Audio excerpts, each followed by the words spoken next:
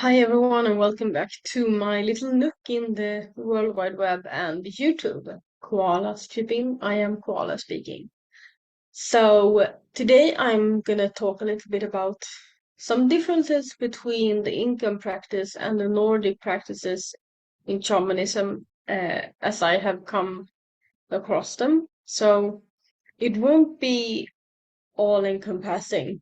It will just be a few aspects that I have thought about because I recently, or not this recently actually, like a month ago maybe, I got the question: what are the what are the differences between the Incan practice, the Kiro medicine in particular, I think, and the Nordic practice. So the Nordic practice, as you know, or will know more of soon. I think I have a video to upload about that. I have a deep understanding and a long experience with the Nordic practice. Uh, at least a decade and a half since I really dug into it, and the runes have been a part of my family. I wanted to say, a part of me since early childhood. So with the Incan practices, I came across them around. I was initiated into Mr. Karpai, the goddess rites. I think 2016. So how many years is that? 7 years ago now. Okay, good. And the last couple of years, I have given the rites forward, and I have also been initiated into the Nusta Karpai during the great pandemic. So the Moonlight Key, I mean, oh my God, I'm saying the same thing over and over again.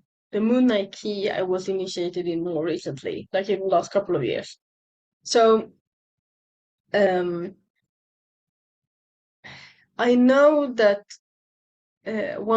I once came across like a curriculum for what you would study to become a shaman or a medicine man or woman within the Incan shamanism. And I didn't feel called to everything, to all of it, because I already felt like I had an understanding about it from the Nordic perspective. So I haven't really dug into all of the aspects of the Incan practices. I have only come across them within the Munaki and the Nusakarpai. So that's where I'm coming from, just so you know. So with that said, when I work with the Munaki, especially, I have come across like different aspects of the practice, like the upper, the middle, and the what do you call the in Sweden we call them overworlds. Like all my English words are just today. It's insane. This is the first video I have filmed today, and all my English is just going out through the ears. It's the overworlds, the upper worlds. Oh my God. Okay, so I am so sorry about that. So, um, the first thing I think about when I think about the differences between the two is that they both of the shamanic practices have all of the same elements and aspects, or like they contain everything. You can do soul retrieval, you can do past life regression, you can do everything that Seder is has its equivalent in the Incan shamanism. It's just different maps. That's what I would say. So the main difference between the practices are the maps that we follow. So one example of this is that within the Nordic practice, when I like go to past lives or do past life regressions, I usually work with the norms, the three goddesses of the past, the present, and the future. So, and those are the three goddesses that weave the web of life. So they Urd is the one that cuts the cords from the past, or like has a she's the one we travel with backwards. And then we have Verdandi, who is the goddess of the present. So where you are now and all your opportunities to going forward, the sum of who you have been and all of the everything in the present. And then we have Skuld, that is the goddess of the future, and she helps you. So if Urd helps you to cut the cords from the past, Skuld helps you to choose the path for the future, and the cords that you're gonna weave, like the web you're gonna weave going forward. And so the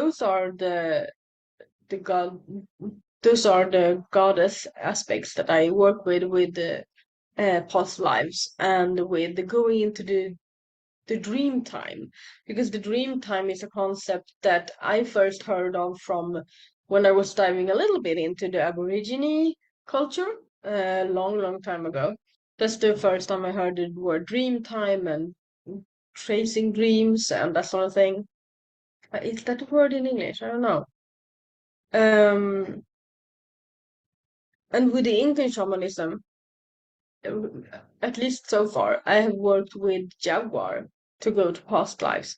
And it's interesting because with the first time I was led into my past lives within the Incan shamanism, I was guided by I had the Jaguar beside me.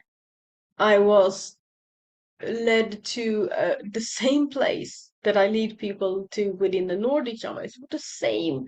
It was the same place. It was just different tools and different animals and guides and all of that, but it was the same place and it was the same intention. It was the same. So much was the same. So in the Nordic practice, we have this well, right? We have the well of. Can I please remember the name of the well? Mimer's brunn. Mimer is the Mimer's well is the well. And it was like instead in the Nordic practice, a lot of the times I guide people to this well, right?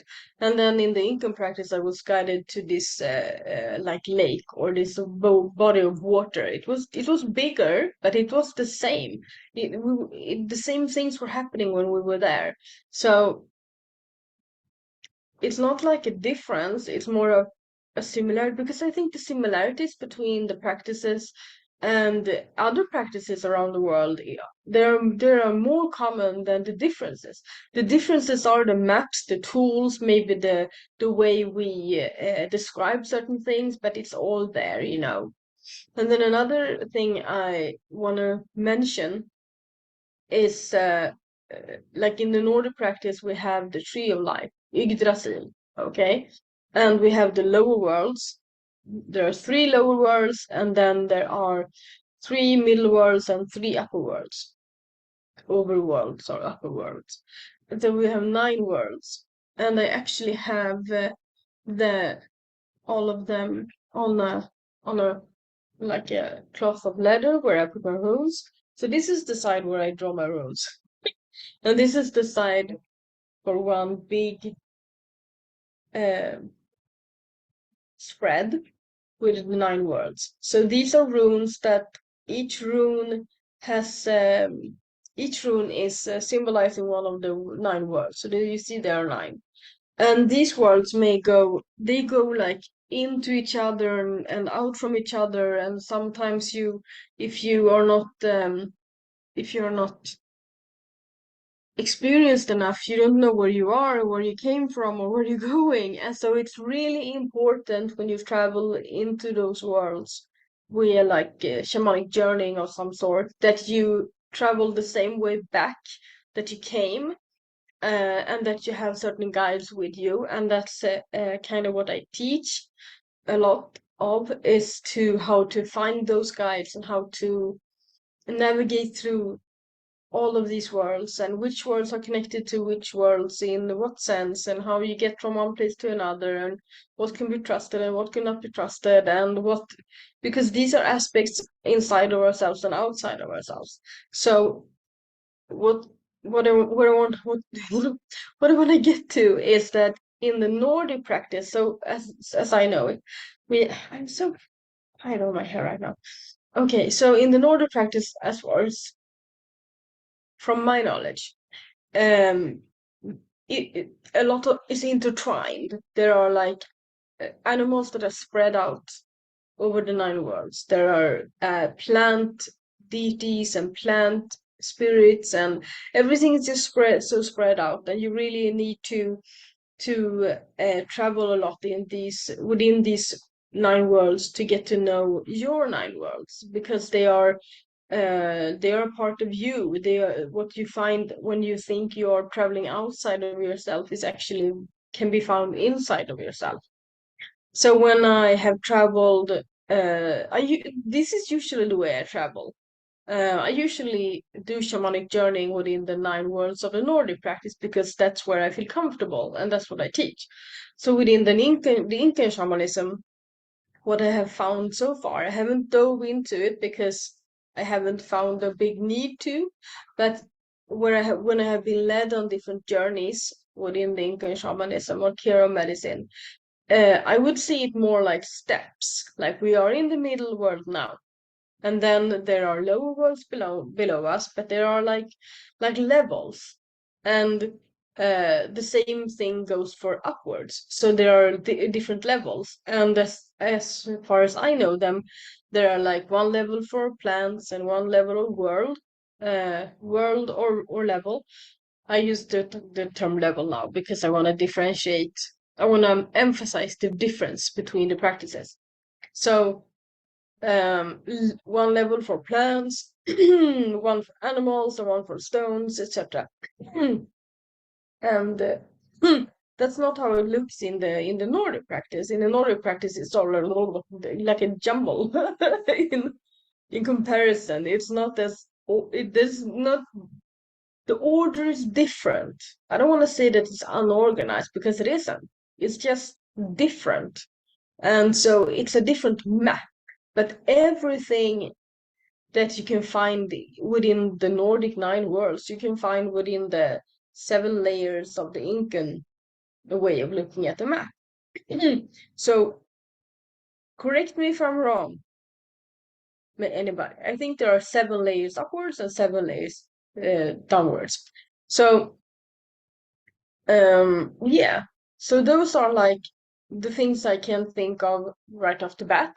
If you have any questions regarding anything specific, I can answer them in the comment section, or you can look at my new Instagram, ShamanKoala. I also have a website. You can find it in the description box. You can email me through there. And yeah, and if you have something to add, do it in the comments, but please be respectful. I will monitor. I will what's the word? Monitor? No. I will admin, maybe. Um, yeah. I will be in the comment section. If anyone is not being respectful, I will delete the comment because that's my privilege as the owner of this channel. So, thank you so much for listening. I might do some videos on this topic again. And if I get any questions or if something comes up because when I practice shamanism, sometimes I find myself in situations where I'm like, oh, so this is a difference, or this is this like with the past lives thing. I found myself and I was like, oh, this is the same. So I might bring this topic up again, and until we meet again, walk in beauty, and as I always end my videos off, it's the heat, people, it's the heat. Chingling! If I can manage to find a button for it, yeah. Chingling.